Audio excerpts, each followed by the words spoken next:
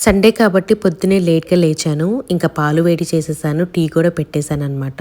ఎలాగో లేట్‌గా లేచాం కదా! బ్రేక్‌ఫాస్ట్ ప్రిపేర్ చేసుకునేంత టైం లేక ఇంకా మార్నింగ్ టీ బిస్కెట్స్‌తో సరిపెట్టేసాము. మధ్యాహ్నం మంచిగా హెవీగా లంచ్ చేద్దాం అని చెప్పి చేపలైతే తీసుకొచ్చారు నా హస్బెండ్. అందులోకని చెప్పి నేను ఆనియన్స్ అవన్నీ కూడా కట్ చేసుకొని మసాలాలన్నీ ప్రిపేర్ చేసి పక్కన పెట్టుకున్నాను. ఇంకా ఫిష్‌కి ఉప్పు, కారం, మసాలా ఇదంతా పెట్టేసి ఒక అరగంట సేపు పక్కన పెట్టేశాను. నా దగ్గర పెద్ద గిన్నె లేదనమాట చేపల కూర చేయడానికి. అందుకని అత్తయ్య వాళ్ళ ఇంటి దగ్గర నుంచి తీసుకొచ్చాను.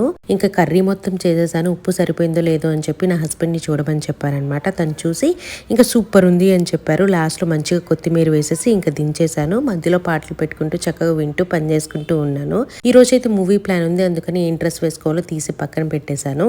ఫిష్ కర్రీ కూడా రెడీ అయిపోయింది. మా అత్తయ్య వాళ్ళకి నేను చేసిన ఫిష్ కర్రీ అంటే చాలా ఇష్టం. అందుకని చెప్పి కొంచెం కర్రీ అయితే మా హస్బెండ్ చేత ఇచ్చి పంపిస్తూ ఉన్నాను అనమాట. మా హస్బెండ్ కర్రీ తీసుకెళ్లి ఇచ్చేసి వచ్చే లోపు నేను కూడా స్నానం చేసేసి రెడీ అయిపోయి ఉన్నాను. ఇంకా రాగానే అందరం కలిసి భోజనం చేసేసాము.